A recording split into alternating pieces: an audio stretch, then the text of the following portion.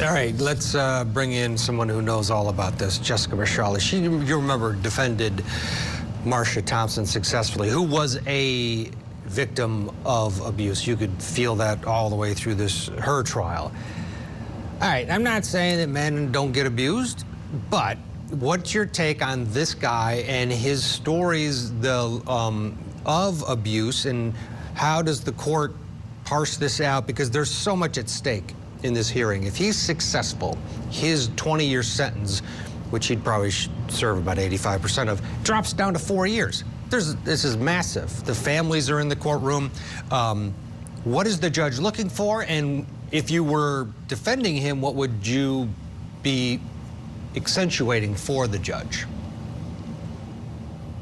So I think the judge probably already made up his mind at the trial, and he's not supposed to do that, and I'm probably not supposed to say that, but he did sit through the entire trial, and there was a lot of talk about the domestic violence at the trial.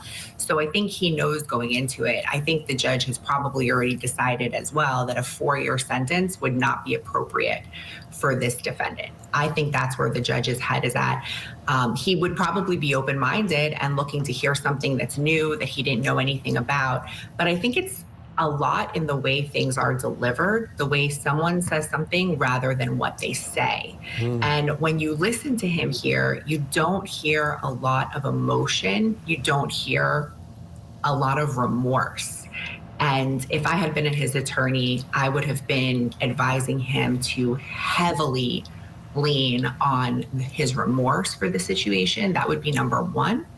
And after that, the emotion, trying to think back to the emotion that he felt in those moments when he was being abused. I don't see it here. Yeah, he's very clinical in his resuscitation of what happened and how he did X, Y, or Z after supposed incidents took place. Let's get a break. When we come back, the prosecution questions Henning about how he could be the victim of abuse when this happened. The home security video shows a completely different scenario where he is the aggressor and he ends up killing his wife. That whole video, that whole evening, she's trying to distance herself from you, isn't she?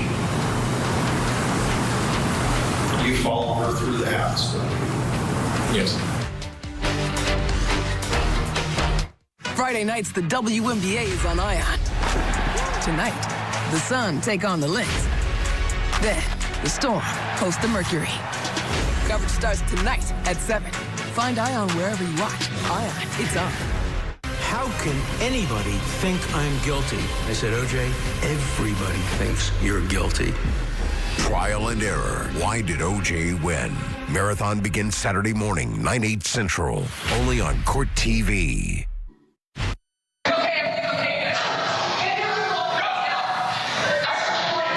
She got mad and she would grab me right in the manhood. She had kicked me in the back down our concrete steps. I don't know what I was thinking.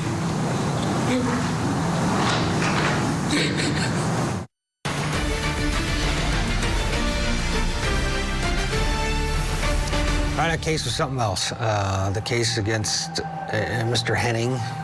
He basically killed his military wife in Kentucky, Jordan Henning, and he was convicted, as he should have been. There's video of it. Video of him shooting and chasing her around with the gun, then going to reload and finishing her off. The jury didn't think it was murder. They gave him this reduced sentence, well, of manslaughter. They said, all right, guilty of manslaughter. Why? Partly because he testified that he was the victim of abuse. The judge already sentenced him here, but he's back in court this week, and he's basically using a Kentucky law for victims of domestic violence that can have their sentences substantially reduced. He wants to take advantage of it. He's already won one battle. Now he's going to come in, try to double down. Let's head back into the courtroom. This is where prosecutors are questioning Henning about his extramarital affairs and his alleged abuse at the hands of his wife. We talked an awful lot about things are changing, man. Told you to do, trying to down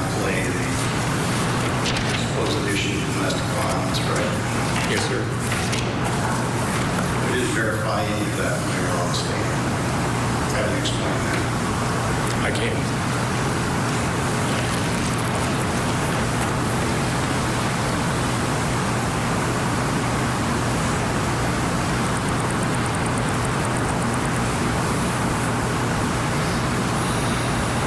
it true that what you really fought about was you having relationships with other women? That was an argument at a time or two, as well as her relationships with other men.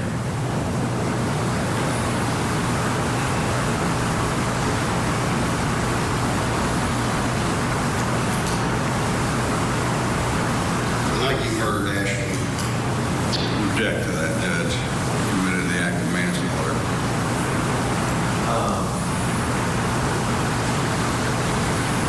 killed, let's say killed.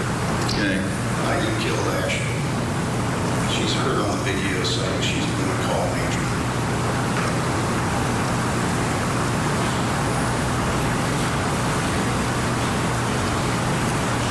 You're heard blaming her for everything, really. She's ruining your career.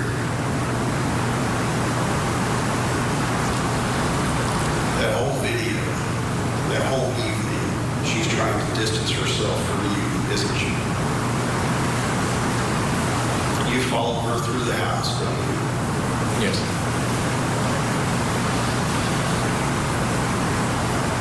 What was going to ruin your career is the way you were acting. Isn't that true? It wasn't her. It wasn't anything she said or did. It was the way your aggressive behavior. You were following her around the house. You want everybody to believe that you were the victim here? What really happened in Colorado? This story you're telling, you were upset over another person. You had a gun out that night just like you did on this night, didn't you? No, sir. Yes, you did. Objection, Your Honor, is argumentative.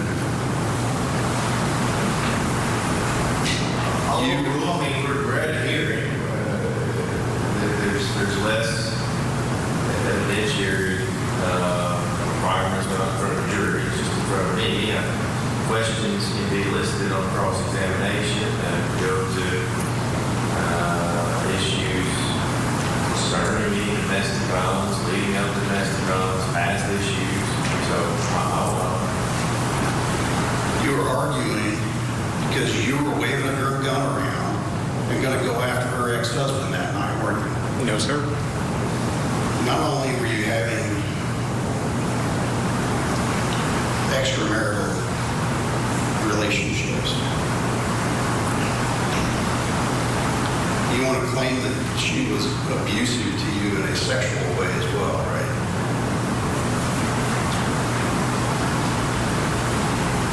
Right? There was one instance, yes. All right, Jessica Mishali, his response initially was, well, you had these extramarital affairs. Right away, he's like, well, so did Ashley. As if that was, well, you know, we were even, so you got to take that out of the equation. It's all part of this, is it not? Or does it matter that he or she had affairs? And we're going to learn later he was into some sort of fetish world as well. Does that matter in terms of abuse? I think it absolutely does matter. And Ted, you picked up on something that I always warn so heavily my clients. The absolute worst thing you can do is answer a question about something you did with blame shifting or saying, so did somebody else do it. It's not a defense to anything that you've done wrong to say that somebody else did something wrong too. And it really emphasizes a lack of accountability. And I think, again, a lack of remorse. I think that a showing of sincere remorse at this hearing could have made a huge difference for him. And we really didn't see that. We just saw a lot of blaming and a lot of self-interest. There's always self-interest, right? That's why he's there. He's trying to save himself and spare himself. But a showing of true remorse really could have helped him here. And as far as the abuse, I think, I was on the show about this case while it was going on, and I think there's no question that this was not a case where he could have argued self-defense due to a battered spouse syndrome. This was not that kind of situation. In that kind of situation, there would have never been a video like this. He would have never been cheating. He would have had really no voice in the relationship and just been in a constant state of submitting to her. That's not what the relationship was. That doesn't mean there weren't some acts of abuse. There can still be some acts of abuse, but he certainly was not acting in self-defense. Now, those acts of abuse, we're relying on him as to whether or not they're true. There's not a lot of outside evidence other than his words. So his credibility is huge here. His demeanor when he speaks and his credibility as a person. And I don't think the judge really believes a lot of what he said. Yeah, that's a great distinction. An incident or two of physical altercation is far different than a life of being controlled by an abuser that is overlooking your constant moves. He wouldn't have the opportunity to cheat or because he'd be too busy answering to his abuser in the classic sense. That's a great point because you don't see that. And coming up, you're going to see a little bit more of how he had a whole other life going on the internet. But we're going to get a break. When we come back, we'll talk about another case that is alleging abuse, and that's Sean Combs. Rapper Kid Cudi testified this week. If you're watching right now going, how come you people aren't showing Karen Reed or talking about Diddy all that? Well, both courtrooms are dark. As we get ready for the Memorial Day holiday. That's why. But we're going to talk both Karen Reed, 11 o'clock with Matt Johnson, and when we come back, we'll talk Sean Diddy Combs. Plus, the Commonwealth of Kentucky reveals that hidden side of convicted killer, Mr. Fetish Jordan Henning. Is this your profile on fatlife.com? Yes, sir.